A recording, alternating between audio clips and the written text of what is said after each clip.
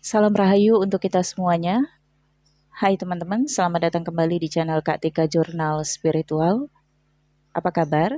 Semoga teman-teman semua tetap dalam keadaan sehat-sehat saja saat menonton video ini. Kali ini saya share tentang peradaban dunia, termasuk peradaban yang akan kita hadapi sejak Februari 2023 sampai tahun 2037. Lamanya 14 tahun, kita memasuki peradaban atau zaman Pisces. Seperti apa zaman Pisces? Bagaimana kehidupan manusia di zaman Pisces? Hal-hal apa yang biasanya terjadi di zaman Pisces? Disimak video ini dari awal sampai akhir. Sebelumnya di tahun 2008 sampai 2022 kita sudah melewati peradaban Aquaria. Ada sebagian sumber yang mengatakan bahkan sudah viral di mana-mana informasinya ya bahwa di 2023 kita akan memasuki zaman Aquaria. Saya tidak menyalahkan tapi juga tidak membenarkan.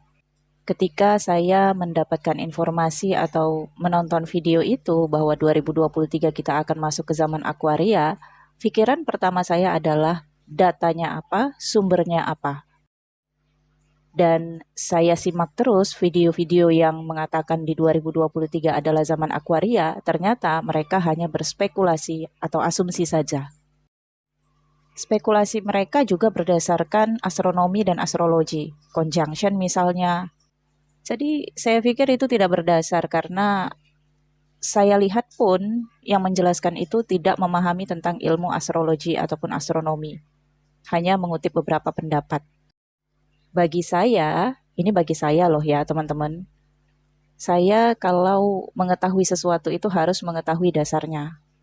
Harus ada data yang jelas, sumbernya apa. Baru saya bisa memasukkan itu di dalam literasi perpustakaan pengetahuan saya. Karena pada dasarnya setiap pendapat yang dikemukakan oleh seseorang yang memiliki keahlian pada bidang tertentu, pastinya itu menjadi sumber doktrin yang kedepannya bisa kita jadikan referensi. Misalnya ketika saya mengatakan Plato mengatakan bahwa Atlantis adalah negara yang super megah yang tenggelam dalam satu hari satu malam. Di situ saya menggunakan referensi dari kata-kata Plato. Karena saya walaupun tidak mempercayai kata-kata Plato, tetapi karena Plato adalah seseorang yang terkenal dengan filsufnya, boleh saya jadikan referensi. Dan itu adalah salah satu dari literasi perpustakaan pengetahuan saya.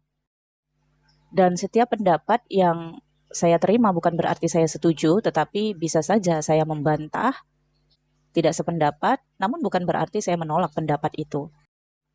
Jadi sumber-sumber yang mengatakan bahwa di tahun 2023 kita memasuki zaman Aquaria, itu kekeliruan dan bisa menyesatkan. Kenapa menyesatkan? Karena ketika kita menyerap informasi itu, kita yang membutuhkan petunjuk bahwa tahun 2023 sampai 2000 sekian adalah zaman Aquaria, maka kita akan menjalani kehidupan kita seperti cara-cara kehidupan yang disarankan di zaman Aquaria. Padahal zaman Aquaria sudah berlalu, yaitu di tahun 2008 sampai 2022. Pasti siapapun yang mengikuti pendapat itu kehidupannya bisa stagnan atau berada dalam imajinasi dan kehampaan. Namun kembali kepada teman-teman semua, apakah lebih menerima pendapat di 2023 adalah zaman Aquaria ataukah menerima pendapat yang saya sampaikan pada video ini? Saya juga tidak memaksakan teman-teman untuk percaya, tetapi mari kita lihat analisis saya di video ini.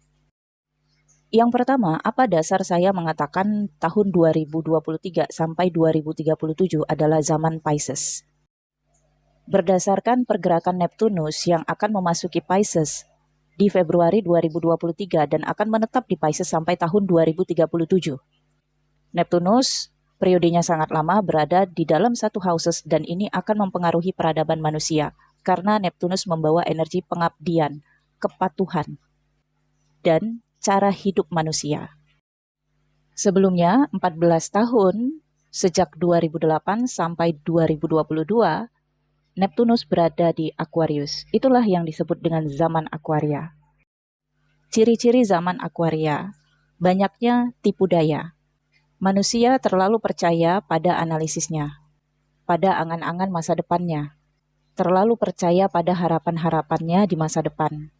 Sehingga banyak manusia yang terjebak dalam kerja kerasnya, dalam perjuangannya untuk memperjuangkan hasil di masa depan, tetapi ketika zaman Aquaria berakhir, melihat fakta dan realistisnya, apa yang diperjuangkannya tidak didapatkannya.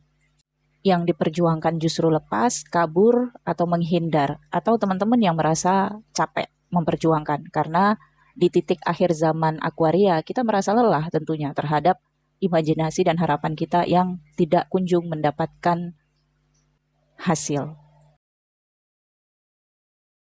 Karena Aquarius energinya dipengaruhi oleh Uranus. Uranus adalah energi perusakan frontal, perubahan, inovasi, booming, eksistensi. Itu sebabnya sejak tahun 2008 terciptanya Facebook yang booming dan bisa digunakan oleh semua kalangan manusia. Itulah yang disebut dengan inovasi yang muncul di zaman Aquaria. Dan hingga sampai saat ini berkembangnya media teknologi. Karena Aquarius energi Uranus, Uranus juga adalah energi teknologi. Dan dampaknya globalisasi, sangat mendunia. Munculnya penemuan-penemuan baru seperti robot, handphone, atau produk-produk rumah tangga yang lebih mempermudah pekerjaan rumah tangga. Adanya perubahan cara kerja kita, mekanisme pekerjaan kita, di tahun 2019 sejak COVID melanda sampai di akhir tahun 2022. Itu sisi positifnya. Sisi negatifnya, pada puncak akhir zaman Aquaria, banyak dari kita yang tersadarkan atau spiritual awakening karena kita merasa gagal dalam memperjuangkan sesuatu yang tadinya kita angan-angankan itu bisa menjadi kenyataan. Kita saat ini terbangun dari mimpi dan melihat kenyataan apa yang kita genggam ternyata tidak ada. Rasa kecewa, patah hati, terluka, merasa dikhianati, atau ditipu, kehilangan harta, uang, materi, kehilangan kepercayaan, macam-macam. Ini yang membantu kita untuk tersadarkan. Bagi teman-teman yang tidak tersadarkan, untuk sebagian tentunya kita bisa melihat di media, beberapa public figure terjerat masalah hukum atau bahkan divonis hukuman penjara berapa tahun ya, itu adalah titik akhir penentu di zaman Aquaria. Bentuknya sama, yaitu hukuman yang tujuannya untuk menyadarkan. Apabila hukuman dari universe dirasa terlalu berat, itu karena kita yang terlalu berat pula mempercayai angan-angan kita dan terlalu terbawa harapan serta rasa takut di masa depan. Di bulan April 2022, saya sudah sampaikan di video sebelumnya ya teman-teman, Neptunus sempat mampir ke Pisces. Kemudian retrograde, mundur lagi ke Aquarius. Dan di bulan Februari lah, Neptunus balik lagi ke Pisces untuk jangka waktu lama yaitu 14 tahun. Ketika bulan April 2022, Neptunus masuk ke Pisces untuk sementara, muncul di media penyangkalan dari ilmu spiritualitas. Kita sebutlah pesulap merah yang menyangkal atau menjatuhkan seseorang yang memiliki kemampuan spiritual yang sudah dipercaya sejak lama. Itu adalah contoh, gambaran. Universe memberikan gambaran kepada kita seperti ini loh nanti zaman Pisces. Oke teman-teman, sudah bisa dilihat gambarannya ya. Nah, ketika kita masuk di zaman Pisces ini 14 tahun ke depan sejak 2023, maka kita akan dihadapkan dengan banyaknya penyangkalan-penyangkalan. Beberapa pihak akan meminta bukti keautentikan dari ilmu pengetahuan kita ataupun kata-kata kita atau hal-hal yang kita jabarkan. Kalau kita memiliki kemampuan spiritual, supranatural, dan ada beberapa orang meminta kita membuktikan, metodenya hanya ada dua. Yang pertama, seseorang itu ingin tahu karena tidak tahu, tetapi menantang agar ego sang spiritualis atau supranaturalis itu terpancing, kemudian menunjukkan ilmunya. Itu adalah cara mencuri ilmu dengan kesombongan.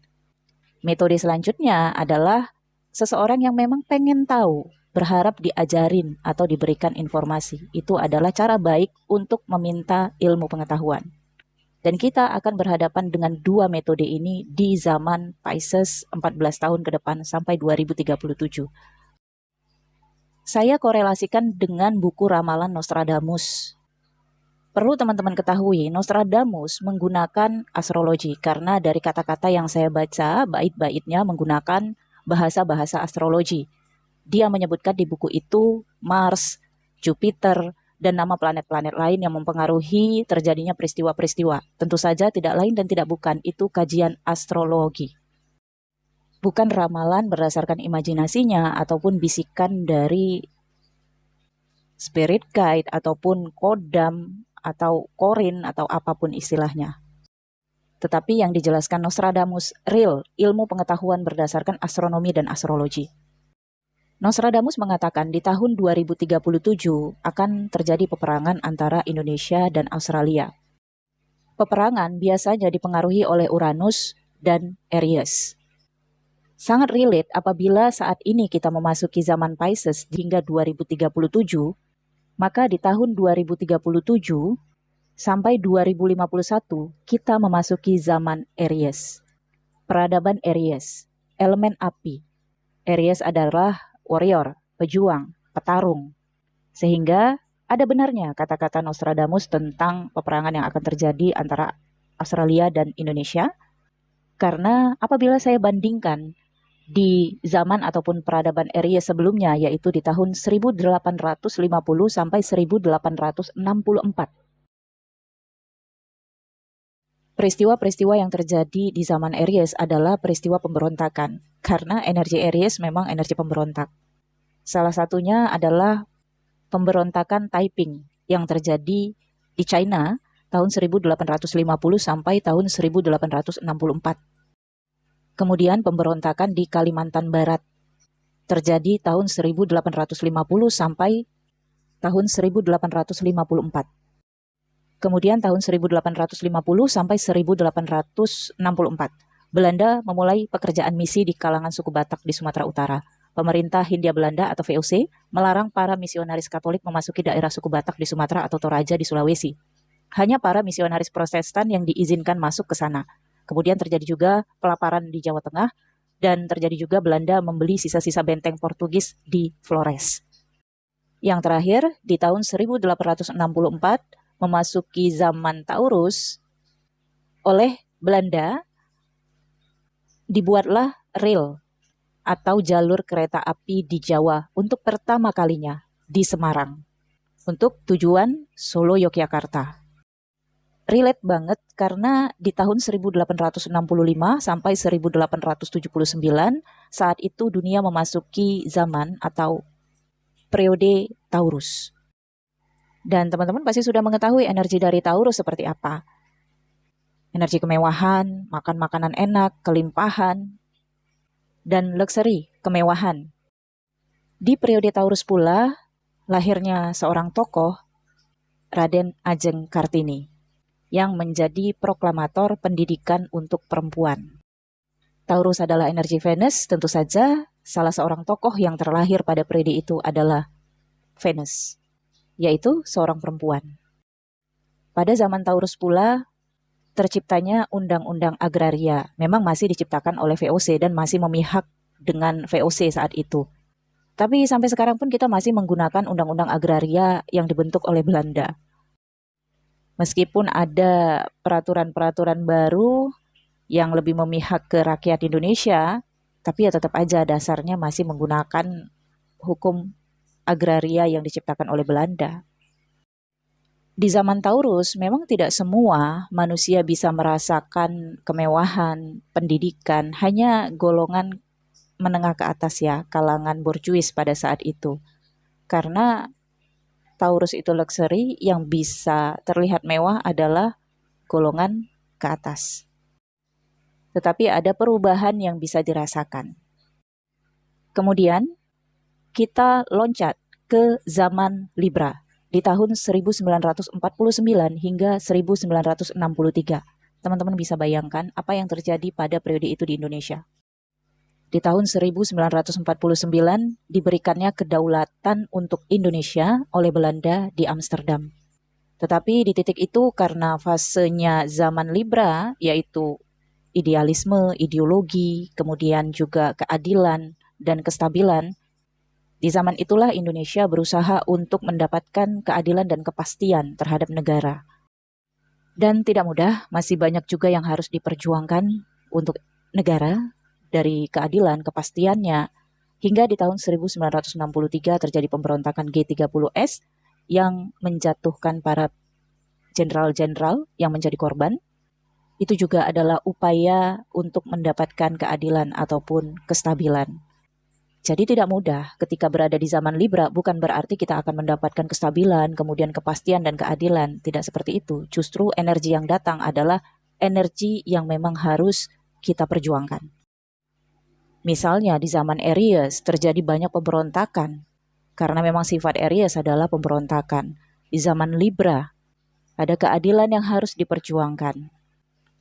Kemudian di zaman Virgo di tahun 1934 hingga tahun 1948, disitulah kita mendapatkan kemerdekaan. Oke teman-teman, semoga sampai di sini teman-teman sudah bisa memahami tentang zaman ke zaman yang sudah berganti, yang sudah dilewati. Kemudian kita masuk ke inti utama, yaitu zaman Pisces yang akan kita jalani. Pisces, lordnya adalah Saturnus dan juga Neptunus. Saturnus berada di houses ke-12 Pisces dan Neptunus berada di houses pertama Pisces.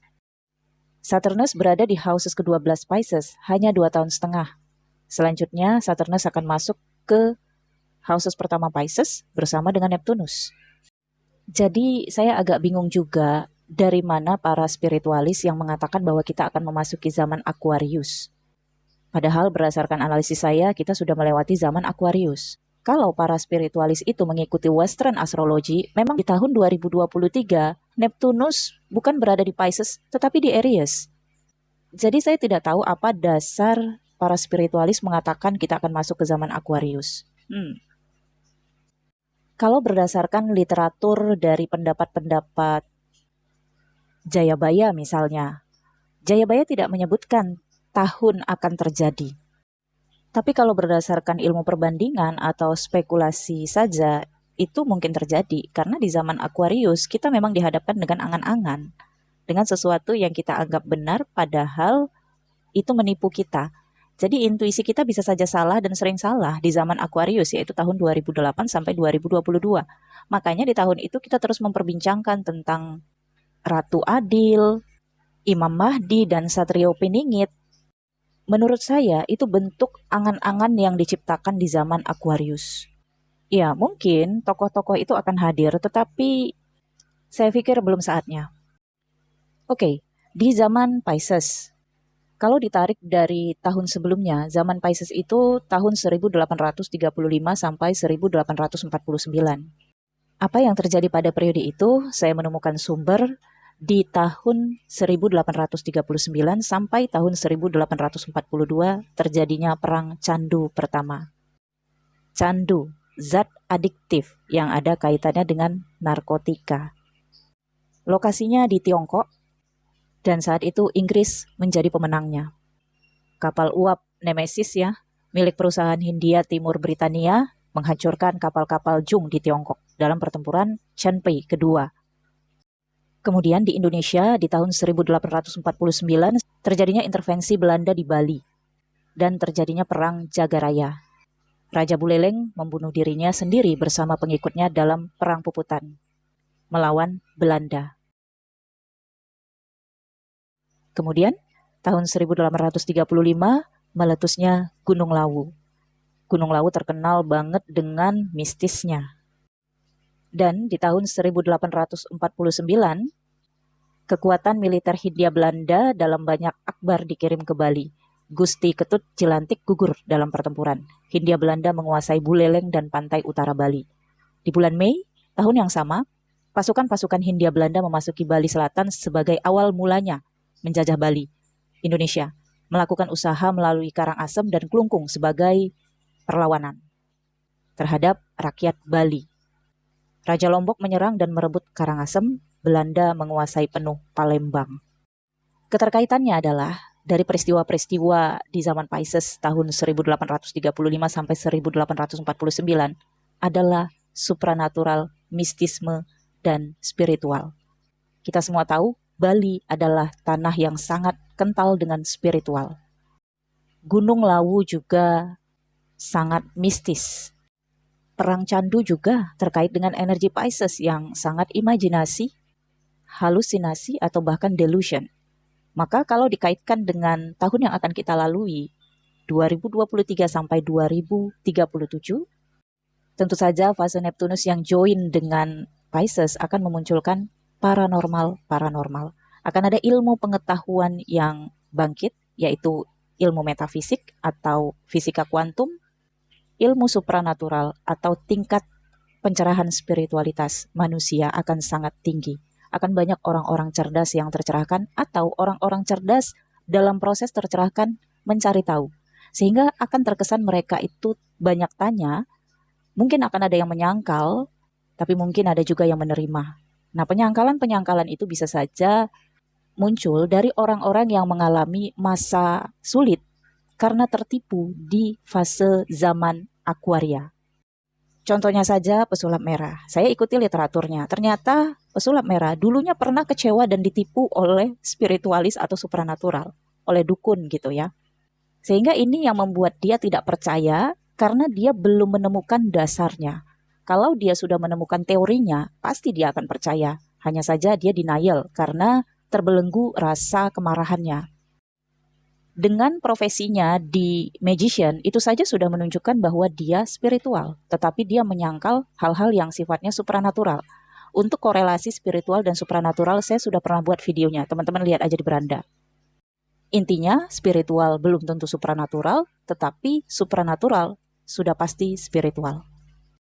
Oke, kemudian peristiwa apa lagi yang akan kita hadapi di 14 tahun ke depan?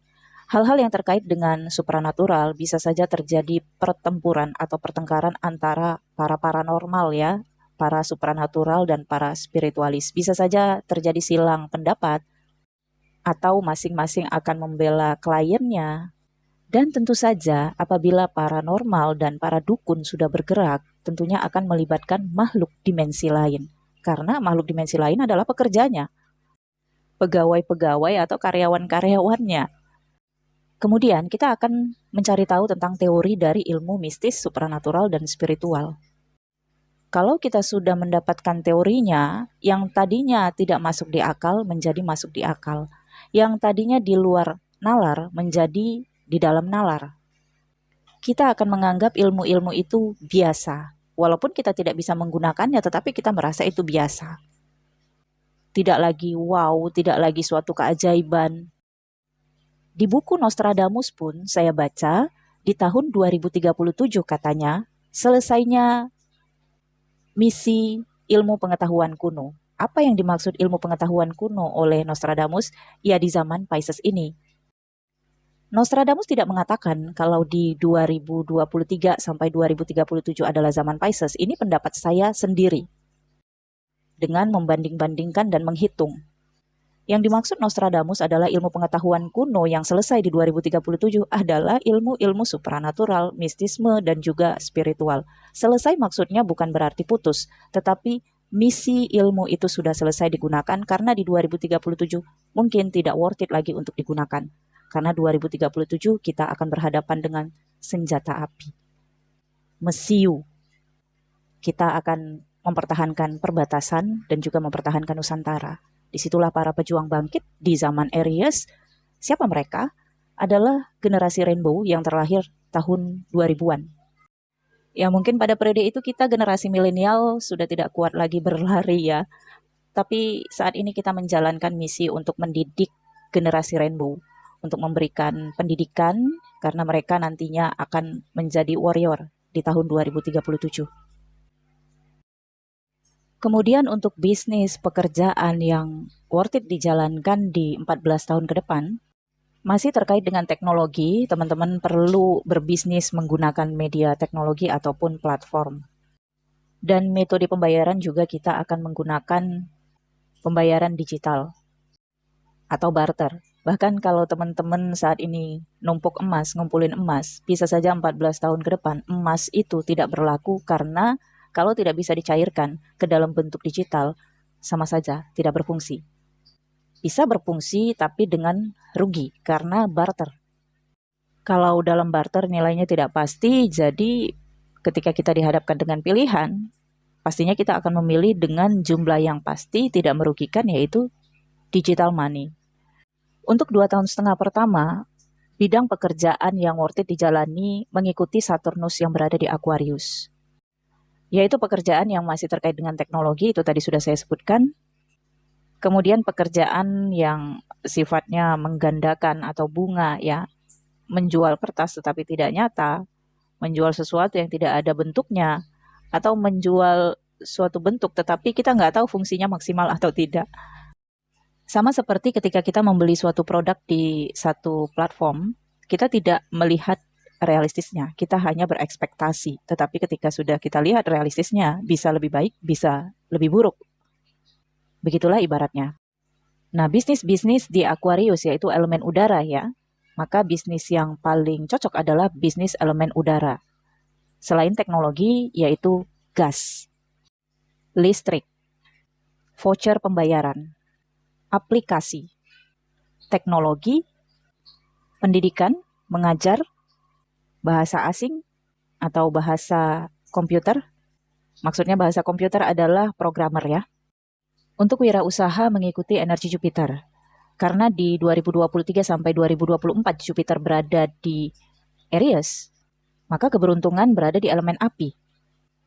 Kerja keras, pekerjaan yang ada kaitannya dengan darah, kedokteran misalnya, atau daging potong, wirausaha, atau dagang, dan wirausaha jangka pendek. Jadi bukan sistem wirausaha yang nyetok barang terlalu lama, tetapi maksimal 3 bulan pekerjaan itu harus selesai.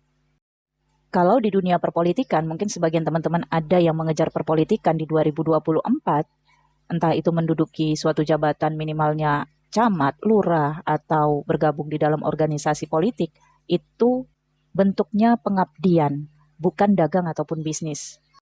Kalau ujung-ujungnya dijadikan dagang atau bisnis, itu penyalahgunaan. Karena intinya itu adalah pengabdian.